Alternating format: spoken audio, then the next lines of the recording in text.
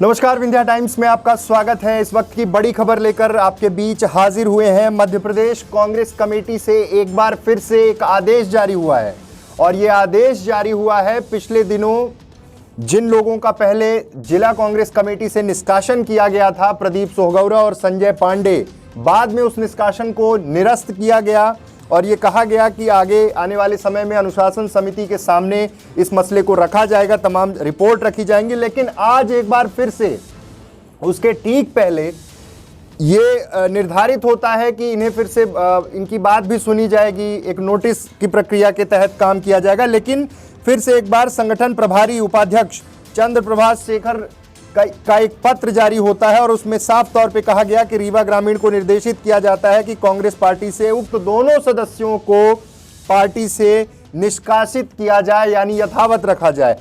बड़ी बात है, इतना पुराना राजनीतिक संगठन, राजनीतिक दल, और जिस तरह से पब्लिक डोमेन में जो चीजें हैं, जिस तरह की बातें हैं कि बार बार ऑर्डर जारी हो रहे हैं, कभी निष्कासन हो रहा, कभी निष्कासन को रद्द किया जा रहा, फिर कभी निष्कासन कर दिया जा रहा।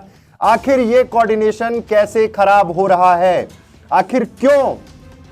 कल पंडित श्रीनिवास तिवारी जी की जयंती का कार्यक्रम है, लेकिन उसके ठीक पहले 4 दिन के इन घटनाक्रम को देखिए। पार्टी विरोधी गतिविधि का कारण बता के इनको निष्कासित किया गया था। किस समय की पार्टी विरोधी गतिविधि? 2018 विधानसभा चुनाव की अगर थी, ये टाइम फ्रेम क्यों चुना गया? इस पर भी सवाल खड़े होते हैं। और जिस तरह से कांग्रेस पार्टी में ये चिट्ठी भोपाल से बार बार आ रही है, जिला कांग्रेस कमेटी जारी कर रही है, फिर उसके बाद भोपाल से निष्कासन रोका जाता है और आज फिर एक बार निष्कासन किया गया। इसके क्या मायने हैं? इतनी खींचतान आपस में, इसीलिए शायद ये हालत 2018 में भी हुई थी। और अब जब ये निष्कासन फिर से एक बार किया गया है, एक बड़े पदाधिकारी से इस मामले में जब बात की गई, नाम ना लेने की शर्त पर उन्होंने कहा कि बहुत ज्यादा कोऑर्डिनेशन की कमी है, जमीनी स्तर पर समन्वय नहीं बन पा रहा है। यानी कि साफ तौर पर जिला संगठन पर सवाल खड़े किए हैं एक बड़े पदाधिकारी, जिनका ये कहना था भोपाल से कि नाम ना छापने की शर्त पर, ना बताने की शर्त पर उन्होंने कहा कि बहुत सारी प्रॉब्लम चल रही है वहां पर, यानी रीवा में संगठनात्मक स्तर पर, और उन्होंने कहा कि कोऑर्डिनेशन की कमी है। साथ ही साथ अब संगठन प्रभारी राजा पटेरिया इस मामले पर रिपोर्ट देंगे भविष्य में, उन्हें भी इंस्ट्रक्शन दिए जाएंगे कि इस मामले पर अपनी रिपोर्ट दें। आखिर क्यों इन दो नामों पर इतना विवाद हुआ कि पहले निष्कासन हुआ, फिर कैंसिलेशन हुआ, उसके बाद अब फिर से एक बार निष्कासन किया गया है?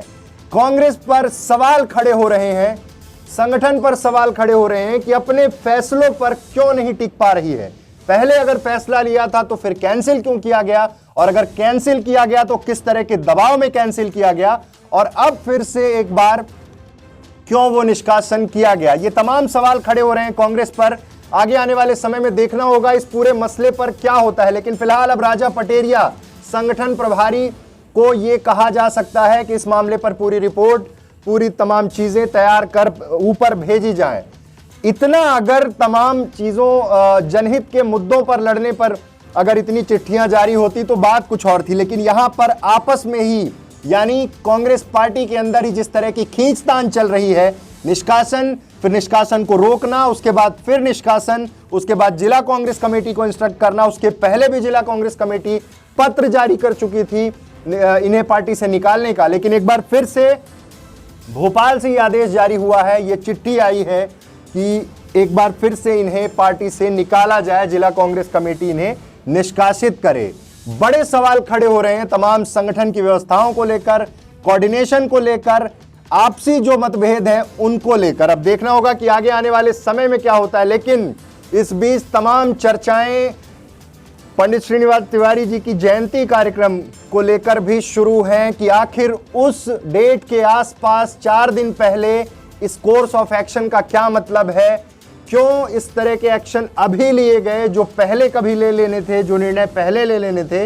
इसलिए ये सब सवाल खड़े हो रहे हैं। एक दूसरे पर आरोप प्रत्यारोप का दौर खुलकर तो नहीं, लेकिन अंदर ही अंदर पार्टी में जबरदस्त खींचतान मची हुई है।